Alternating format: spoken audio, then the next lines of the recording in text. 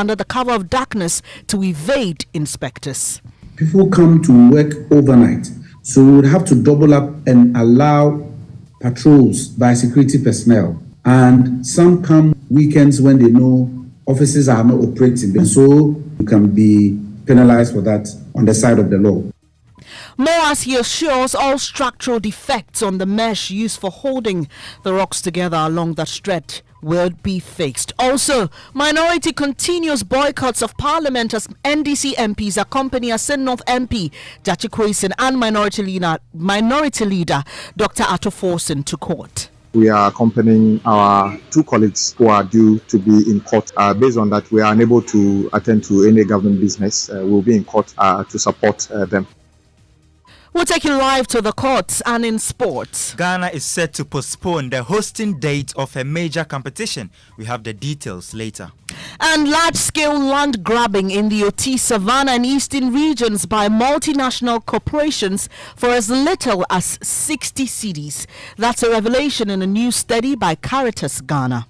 We have leased a total of 3,715 hectares to this company. It's $5 per hectare per year. We have a reaction from the Lands Ministry and later in the bulletin, who broke the heart of the Kumewu MP. I get into a relationship and this lady leaves you and, you get... Yeah. You were a prefer boy? Yeah. So you were a virgin? Yes. And the girl says, no, she doesn't want virgin? No. We've got details of these and more here on the Midday News with me, Bernice, Abu-Baidoo, Lansah. Thanks for choosing us. Joy News, independent, fearless and credible.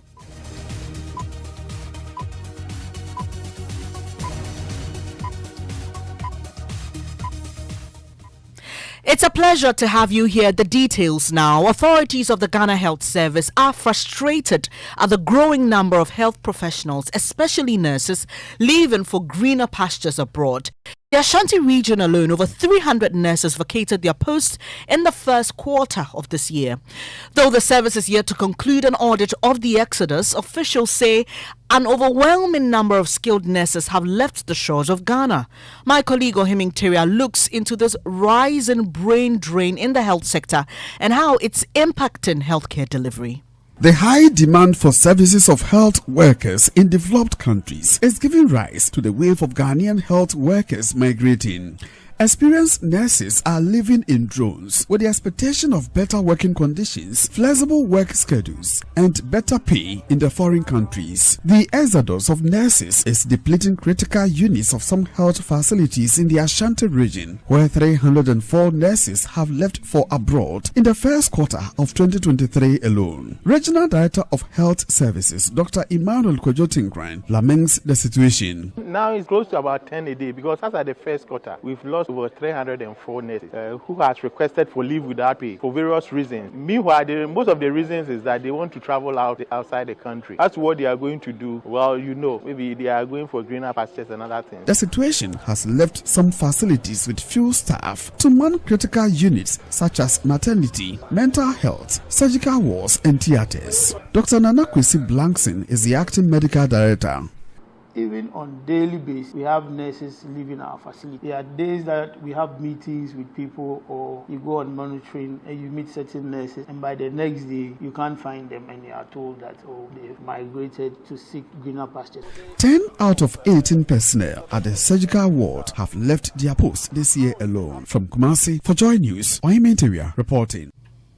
Well, so here's what stakeholders are asking government to do. They want government to prioritize the demands of these healthcare persons to improve their conditions of service. Now, this is coming up as the health minister expressed concern about the exodus of mental health nurses from the Pantang Hospital last month. Over the weekend as well, the Bono Regional Health Director talked about the lack of nurses there.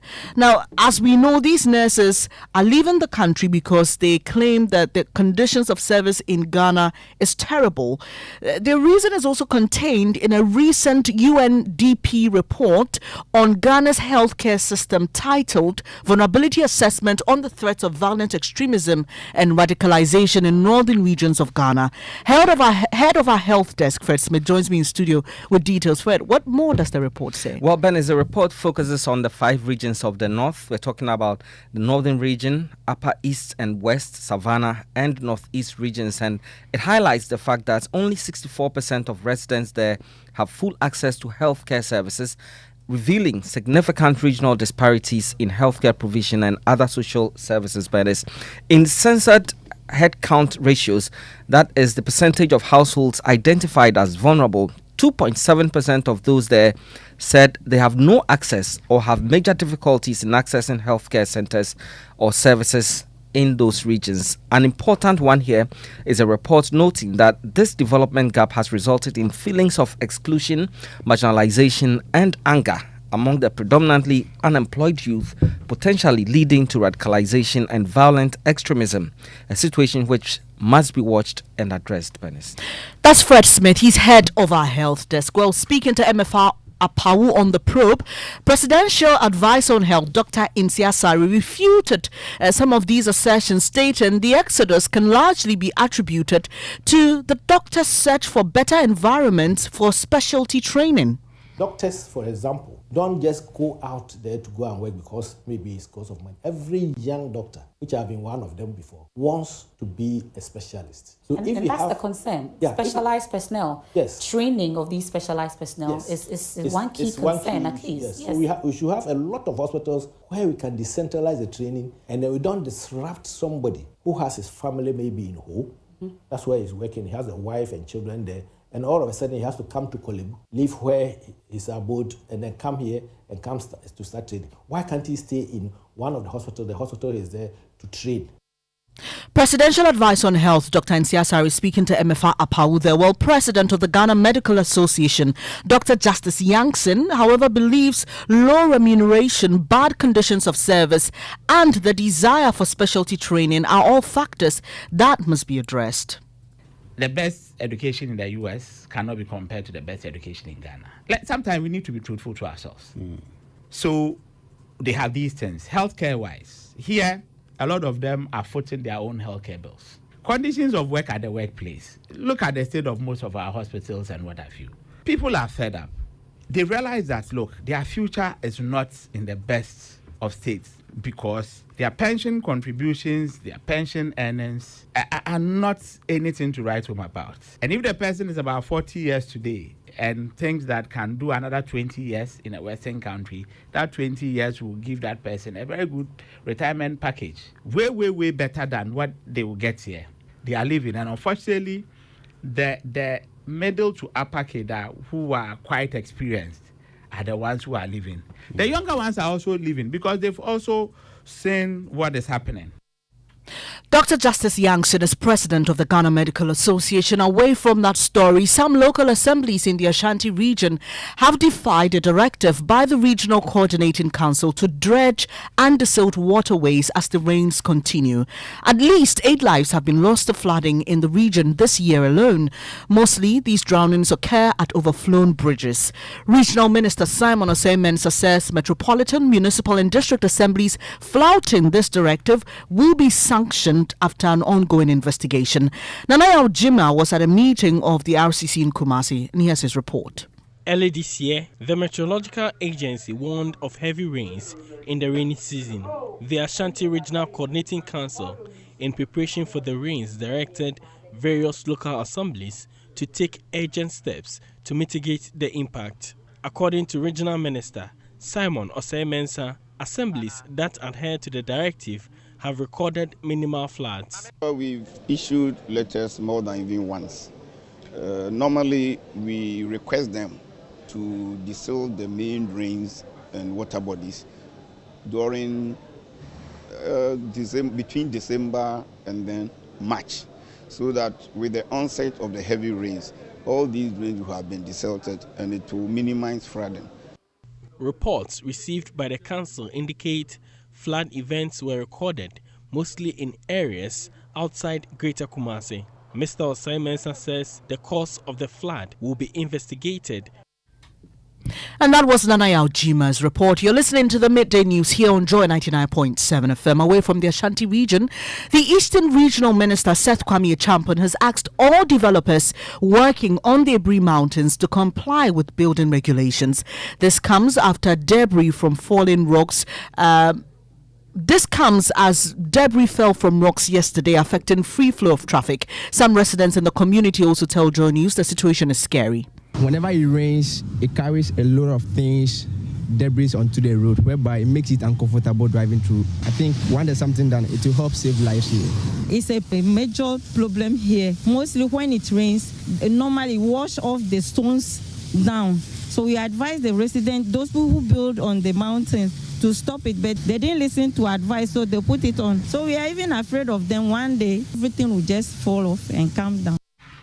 You heard some road users of the Ebri route there. The regional minister, Seth Kwame Achampon, who's been to the place, has attributed the situation to poor building construction done by some of the contractors along that way. He has since ordered owners of properties to take immediate measures in order to stop rocks from falling onto the road. Meanwhile, Director of the Greater Accra Roads, Engineer Emmanuel Alaye Odai, says an aerial assessment will be done in the areas using drones to assist his office develop a long-term solution to the problem. We have to use the drone to help us get the area view so that it will give us a proper immediate and then maybe the long-term solution. As an initial engineering solution, we believe that the silt that is being washed onto the road can be leveled and then properly compacted. And then the water channel properly drained to the roadside so that we get fresh water. So that is the first solution we want to put in place. While we bring the hydrology people in so that they also help and we get the total engineering solution.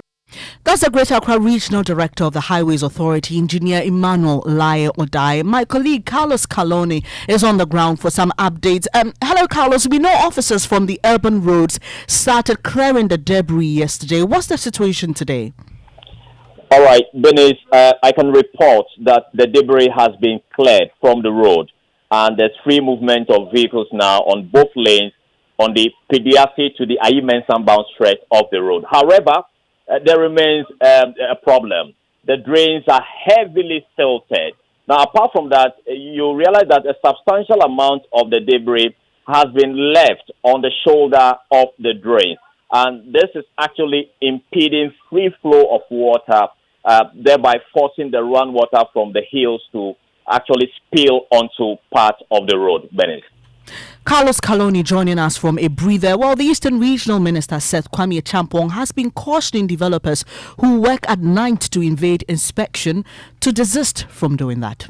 We have to enforce the regulation, the laws. And so we have allowed the client who is the owner of the neighborhood, the municipality, to take them on because it is through the municipality they will come and acquire permits for development. And unfortunately, because of the high-handedness that we've been deploying in this area, people come to work overnight. So we would have to double up and allow patrols by security personnel. And some come when weekends when they know offices are not operating. And so we realize that you should have some force on ground, daily brutalizing people and breaking people's properties down. But you understand your guess is as good as mine. If you don't go through the proper procedure, proper operating procedure, your genuine action and intention could go against, and you can be penalized for that on the side of the law. Eastern Regional Minister Seth Kwame Achampon there. Let's go to Parliament now. And no NDC MP will be on the floor as the minority begins its announced boycott of parliamentary business. The minority leadership announced during the swearing-in of Jachikwason that whenever the Assin North MP or any of their colleagues is expected to be in court, they will not attend to business of the House. Today, the minority leader and Jachikwason are expected in court for their respective criminal trials. Speaking to Joy News, Minority Chief Whip Governs Kwame Agboja argued the persecution of members of the minority must stop. The minority will not be participating in business on the floor because we are accompanying our two colleagues Honorable Kwesi and Honorable Atufosin, who are due to be in court this morning. Based on that, we are unable to attend to any government business. We'll be in court to support them. I think the minority leader gave this hint when he was making comments after the swearing in of our colleague, Honorable Kwesi. You heard that governs Kwame Abuja, Minority Chief Whip. Let's head to Parliament now. Parliamentary Affairs correspondent Kweku Asante joins us with details. Kweku, paint a picture of what Parliament looks like now. Bernice, Parliament started sitting about 15 minutes ago. When the Speaker of Parliament came in, there was not a single NDC MP on the other side of the House. There are a number of NPP MPs who are already seated. So he said the prayers and then suspended sitting for about 5 minutes. We do not know exactly what that suspension entailed and what went into that, but we understand it was to get some clarification as to why there was not a single NDC MP in Parliament. And so he came back, and then business is now continuing. But what we can report is that there are a number of NPP MPs who are seated, but not a single one on the NDC side in Parliament, carrying out that threat that they made at the swearing of Jati Kwesi. Parliamentary Affairs correspondent Kweku Asante there. Let's head to the courts now, because James Jati Kwesi is facing a charge of forgery and perjury. My colleague Richard Kojonyako joins us with more. Richard, so we understand there's not a single NDC MP in Parliament. Do you see these MPs in court? Well, so Ben, is why Kweku Asante can't find the NDC MPs. They can be found here in the court, and it's a packed court here. It appears all the minority MPs are here. Some even did not even have a seat to sit on to observe proceedings. So James Jati Kwesi is in court. He is in all white. His lawyer, Chaji Chikata, has been making an application for stay of proceedings pending an appeal they have already filed. So his argument basically on the following, that the court erred in its exercise of discretionary power based on Article 296, according to the lawyer for James Jati Kwesi. The judge was not fair, and it was the exercise of his discretion was malicious. And so that was the first point Chachi Chikata made. He also quoted Section 169 of the Criminal Procedure Code and makes the point that there is no requirement in that particular section for a criminal trial to be held on a day-to-day basis. Again, he indicates that the judge's decision was per incuriam. That means that it was not on the basis of law or any precedent. And so the tape of the president was played. The comment he made at Asin Breku was played, and then that of the Attorney General was also referred to, and they said that if that is allowed to stand, then it means that the case has been prejudicial. I know, Richard, that the minority leader, Atufosin's case, has been heard in a different court, but do you have an indication on what's happening there as well? Yeah, so he was present at the court where Jati Kwesi's case was being held, and so after a few minutes, he left for his case to also be heard. So currently, his case is ongoing, but Jati Kwesi's case has been adjourned to the 11th of July. Richard Kojonyako there joining us from the court. Away from that, some residents of Tema Community 22 are upset about the deteriorating state of their roads. Lack of maintenance has caused potholes to deepen into manholes. The asphalt is completely washed off, exposing the bare brown earth. In today's edition of Ghana's Potholes exhibition, residents are calling on government to pay more attention to them now. Jojo Kobina and Kinsley to have more. Yes, sir. Driving through Tema Community 22 requires great skill and resilience. It is a stole staying in your lane is prohibited in this community. Drivers would have to constantly veer off their lanes to minimize the impact of slumping into potholes, and sometimes get used to slumping and bumping into what looks like craters. The rains have worsened the quality of the road. Motorists barely drive 30 meters on asphalt road, and they are back to what they dread.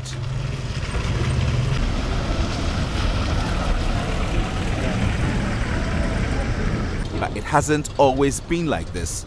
The community once enjoyed good roads. But when the road started deteriorating, authorities just looked on. Drivers get angry when their vehicles constantly squeal after jouncing into potholes.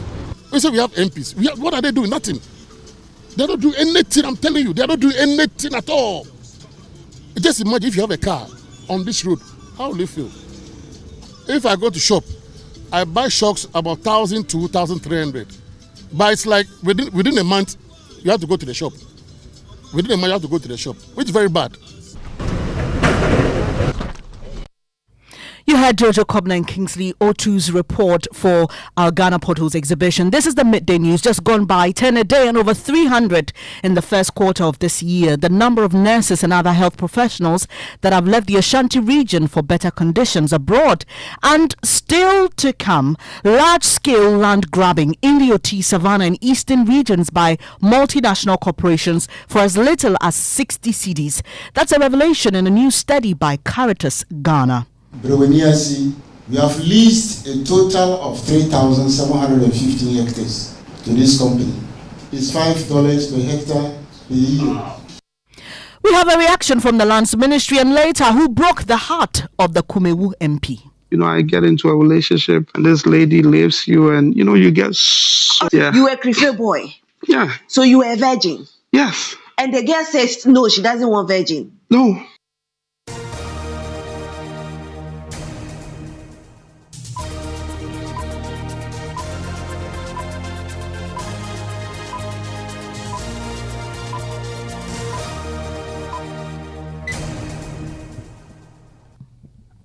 Thank you for staying here on the Midday News with me, Bernice, Abu-Baidoo, Lansah. It's now time for sports. Hello, Mubarak. Thank you very much, Bernice.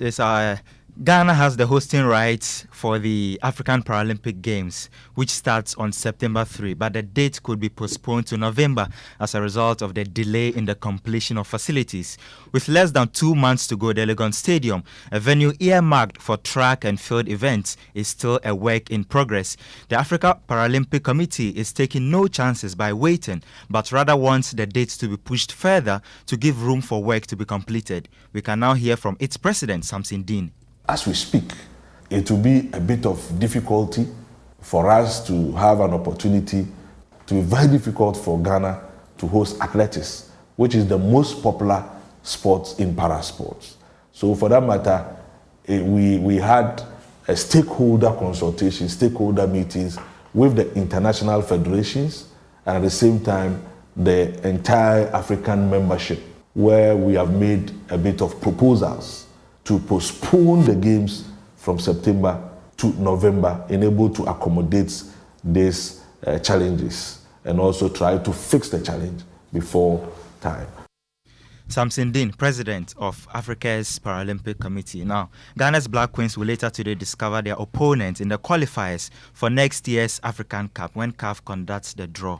And it's at 5 p.m. Ghana time. Back to you, Bernice. Thank you so much, Mubarak. Now, the Ministry of Lands and Natural Resources is warning against large-scale land grabbing in parts of the Savannah, Oti, and Eastern regions by multinational corporations and business entities. A recent study by Caritas Ghana indicates that lands in Tantara in the Upper West region, Babato in the Savannah region, Bruniasi in the Oti region, and Okumenin in the Eastern region are being grabbed for as low as $5. According to the study, the practice is depriving the youth of their access to lands for farming and other employment opportunities. Johannes Kofibi is president of the Landowners Association at Bernice. Haracos Oil Palm Company. They arrived at Bernice to acquire land. Little did we know we were digging our own graves and we were signing our own death warrants. It really happened that they came with an agreement that actually we didn't read through. We went and signed. We, Bernice, we have leased a total of 3,715 hectares to this company.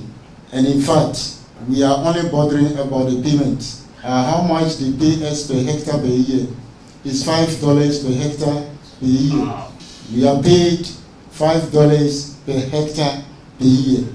That is our headache. Johannes Kofibi is president of the Landowners Association at Bernice, a consultant to the study. The Dean of School for Public Services and Governance at GIMPA, Dr. Patrick Tando, says such transactions are mainly done out of ignorance. There is a low education resulting in the lack of knowledge among the citizenry on the legal frameworks and processes in land acquisition. Even though since 2001, Ghana as a country, and with the support of the World Bank, we've gone through LAP 1, Land Administration Project 1, Land Administration Project 2, So we are saying that in Tanchera, where 73%, Subinsu 52%, and Bebato 82% of the respondents demonstrate their lack of knowledge on these legal frameworks and process on land acquisition.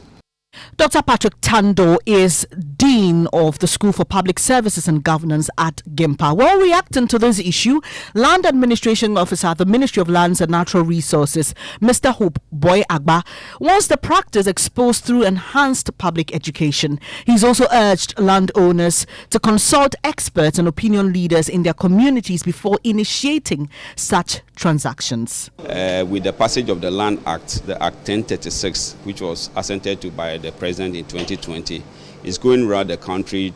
You know, the Lands Commission has offices in all the regions, the 16 regions, and also I think almost all the districts in the country. So they are using their offices to, spread the news about the rights of the people, so that somebody who is far away in the hinterlands wouldn't be coerced to give out his land for a penny. Hope Boy Agba is Land Administration Officer at the Ministry of Lands and Natural Resources. Now, the Inspector General of Police, George Ekufu Dampare, has been touring some police stations and interacting with some persons who have gathered at the Amasaman police station. My colleague Maxwell Agbaba is with him. Hello, Maxwell. What can you report? What exactly is happening? Well, Bernice, the IGP has been living the police with your friend mantra. He has been on the tour of the community of Amasan, and just about 30 minutes ago, he bumped into some 3 school children who were walking to school.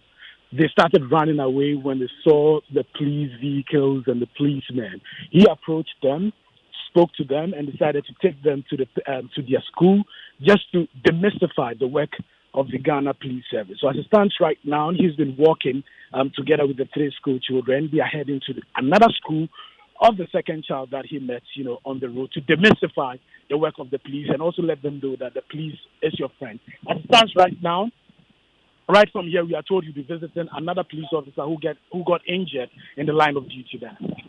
Maxwell Agbagwa reporting the IGP's tour for us. Now to Tech Thursday. Generating gas from waste is the dream of many homes and industries, but many get disappointed when they realize the gas isn't enough to meet their demands.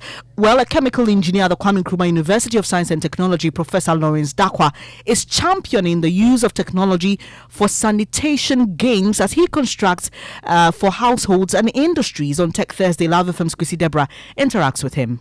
Professor Dakwa, who is also a fellow at the KNUST's the Brew Hammond Energy Center, hates hearing the word biogas for the technology known as anaerobic digestion. He knows the emphasis on the gas from the technology relegates other useful benefits to the background. He said the liquid and the solid fractions of the product from the digester can be used as fertilizer. The biogas, as the ordinary people call it, when you say biogas technology, it drifts the mind of everybody towards the gas that will be obtained after the anaerobic digestion has taken place in the biogas digester. And we think that that is a misleading terminology to use. We would rather wish at the energy center focus more on the sanitation, direct sanitation benefits that technology holds. The gas is a byproduct, it's a bonus. Reporting for Joy News, Kwesi Deborah. And before we go, Member of Parliament for Kumewu, Ernest Yawinim, says his heart got broken in university when his girlfriend left him because he was a virgin. He explains that he was a staunch Christian. This happened while he pursued his bachelor's degree at the University of Cape Coast. He spoke on Prime Morning on Joy Prime. You've had a broken heart before? I'm a Who man. broke your heart? I'm an emotional man, so sometimes, So this was when I was in the university. Okay. Yes. I was a cool, queer boy, and I get into a relationship, and this lady leaves you, and you get so much hurt. Wait. Yeah. You were a Christian boy. Yeah. So you were a virgin. Yes. And the girl says no, she doesn't want virgin. No, she doesn't want it. Oh no, when she left you. She left me like that, and I cried. Yes.